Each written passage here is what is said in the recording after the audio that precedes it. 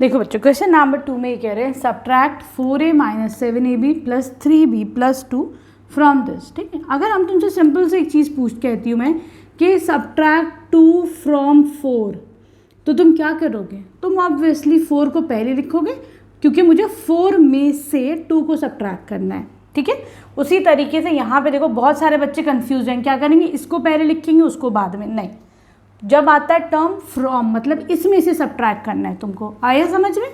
तो हमको पहले क्या लिखना पड़ेगा, 12a minus 9ab plus 5b minus 3, पहले लिखोगे ये।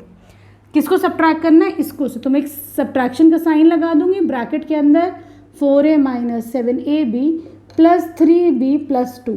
ठीक, क्या होगा भाई, 12a minus 9ab plus 5b minus 3। Minus sign से क्या होता है, जितने भी अंदर के साइन है सब चेंज हो जाते हैं, प्लस का माइनस, माइनस का प्लस, है ना, ब्रैकेट के बाद। तो देखो प्लस माइनस प्लस कितना हो जाएगा, minus 4a minus minus plus 7ab minus plus minus 3b minus plus minus 2। क्या होता है, कैसे याद रखोगे, माइनस माइनस क्या हो जाता है, plus, plus minus minus, minus plus minus, plus plus plus, याद रखोगे ऐसे। ठीक, चलो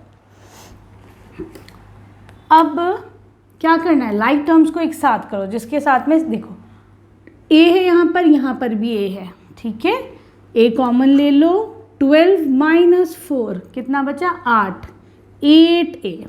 ठीक, ये देखो ab, ठीक है, ए बी लिख लो। यहाँ पर है माइनस 9, यहाँ पर है प्लस का 7, ये देखो माइनस, ऐसे हटाओ, minus 9 plus 7, A B common ले लिया मैंने दोनों में, लाइक है ना, ए बी है, यहाँ पे भी वेरिएबल क्या है, ए बी है। ठीक, तो ये बता कितना हो जाएगा, माइनस का 2, तो लिख दो माइनस का 2। ठीक, आसान। आगे आ जाओ, बी है, कहीं और बी है भाई, यहाँ पर भी बी है, बी को कॉमन ले लो, प्लस 5 माइनस 3 कितना हो गया, प्लस का 2। ठीक, आसान। चलो, कांस्टेंट माइनस 3 माइनस 2 कितना बचा, माइनस 5। ठीक है, this will be your answer, यही है। चलो देखो बच्चों, ये गलती कर दी, ये 12 है यहाँ पर, है ना, ये 12 है। ठीक, ये 12 है, यहाँ पर भी ये जो है क्या है, 12 है ना। तो माइनस 3 माइनस 12, देखो माइनस 3 माइनस 12 कितना हो जाएगा, माइनस 15। ठीक है, अब आ जाओ तुम इसके सेकेंड पार्ट पे। देखो बच्चों, बी पार्ट में कह रहे हैं subtract this from this expression. ठीक है, तो अगर मैं तुमसे कहूँगी कि सब्ट्रैक्ट 2 फ्रॉम 4, क्या करोगे तुम लोग, पहले 4 लिखोगे, 4 में से सब्ट्रैक्ट करना है, माइनस 2 करोगे। उसी तरीके से हम यहाँ पर क्या करेंगे, पहले हम ये लिखेंगे 5xy minus 2yz minus 2xz plus 10xyz। ठीक, इसमें से हमको ये सब्ट्रैक्ट करना है। ठीक है, तो तुम माइनस का साइन लगा दोगे, फिर ये सब सब्ट्रैक्ट करोगे। 3 बेटा तुम लोग आगे करोगे इसको, है ना, मैं इधर ही लिख रही हूँ। ठीक, प्लस 5yz माइनस 7xz। ठीक, अब क्या होगा बच्चों, 5xy minus 2yz minus 2xz plus 10xyz। Sign कैसे चेंज होगा, माइनस प्लस माइनस, हमेशा याद रखो अगर नेगेटिव बाहर है तो अंदर के जितने भी साइन है सब उल्टे हो जाएंगे, माइनस का प्लस का माइनस, माइनस का प्लस। ये हो जाएगा माइनस 3xy, ये हो जाएगा प्लस का माइनस 5yz माइनस का प्लस 7zx।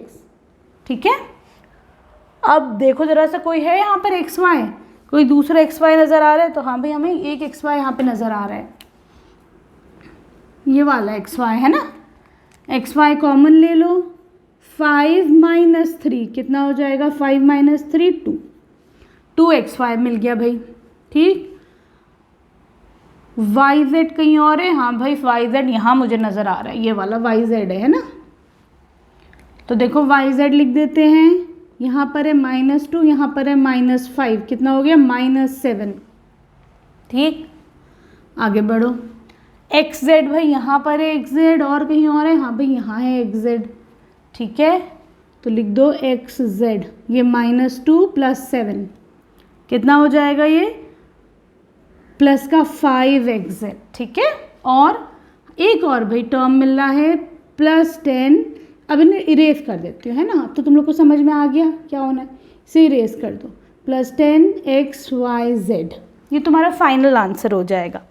ठीक है बच्चों, इसमें भी कहीं कुछ गड़बड़ आ रही है क्या, रुको एक सेकेंड। हाँ देखो सही आंसर। अब आ जाओ इसके सी पार्ट पर। अब देखो बच्चों, सी पार्ट में ये कह रहे हैं तुम्हें इस अलजेब्रिक एक्सप्रेशंस को इसमें से सब्ट्रैक्ट करना है, तो हम क्या करेंगे, जिसमें से सब्ट्रैक्ट करना होता है वही तो पहले लिखते हैं। तो मैं लिख दूंगी 18 - 3p - 11q + 5pq -2pq² + 5p²q। अब हम ये वाला लिखेंगे, तो मैं क्या करती हूँ, नेगेटिव साइन लगा के सबको ब्रैकेट में लिख देती हूँ।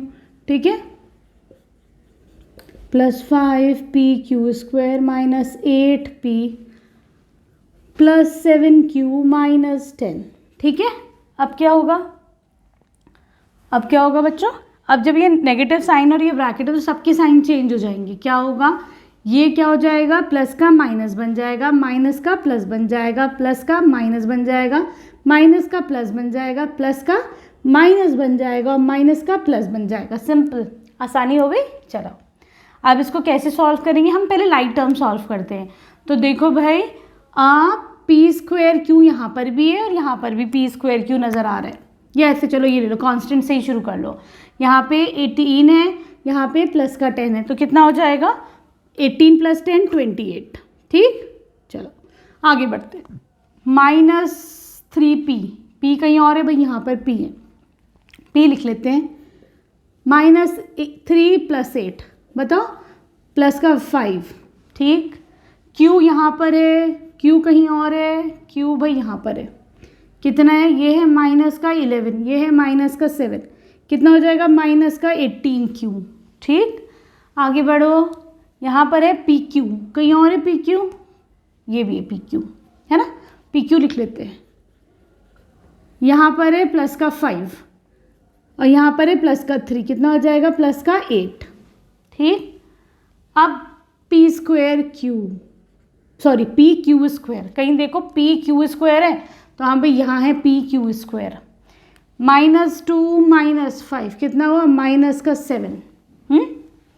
अब क्या चाहिए, p²q, तो यहाँ लिख दो p²q। ठीक है, ये कहीं और है p²q यहाँ है और एक यहाँ है ना। तो देखो ये हो जाएगा 5, ये हो जाएगा -4, ये है ना, प्लस का 5 - 4, ये हो जाएगा प्लस का 1pq, p²q। कुछ और है, अब तो कुछ और नहीं है। ठीक, अब ये देखो क्या है बेटा, 1 है, तो मैं इसको हटा सकती हूँ, ये सिंपल ऐसे लिख लो, एक ही लाइन में कर दो। चलो सही, अब देखो ये तुम्हारा आंसर आ गया। लेकिन अगर हम क्या करते हैं, जब भी आंसर्स लिखते हैं थोड़ा सा खूबसूरती से लिखते हैं। कैसे, कांस्टेंट टर्म हमेशा आखिर में आता है। ठीक है, यहाँ पे देखो pq² है, इसकी डिग्री ज़्यादा है, मैं लिख सकती हूँ, कैसे कर सकते हैं हम इसको, पहले लिख लो p²q, एक पॉजिटिव टर्म आ गई है ना, अब ये नेगेटिव लिख लो, -p 7pq²। ठीक है, +8pq लिख लो, कुछ भी लिख लो, प्लस का 5p कर दो, माइनस का 18q कर लो, कांस्टेंट आखिर में लिखोगे। ठीक है, ऐसा नहीं है तुम ऐसे लिखोगे तो तुम्हारे नंबर कटेंगे। ठीक है, ये भी तुम्हारा सही है, ऐसे लिखोगे तो बस और अच्छा लग रहा है। ठीक है, क्लियर है। Here we complete this exercise. Video पसंद आई तो प्लीज़ चैनल को सब्सक्राइब करना। Thank you for watching Braino solutions.